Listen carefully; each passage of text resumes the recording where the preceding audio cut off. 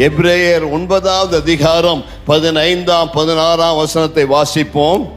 ஆகையால் முதலாம் உடன்படிக்கையின் காலத்திலே நடந்த அக்கிரமங்களை நிவர்த்தி செய்யும் பொருட்டு அவர் மரணமடைந்து அழைக்கப்பட்டவர்கள் வாக்குத்தத்தம் பண்ணப்பட்ட நித்திய சுதந்திரத்தை அடைந்து கொள்வதற்காக புது உடன்படிக்கையின் மத்தியஸ்தராயிருக்கிறார்.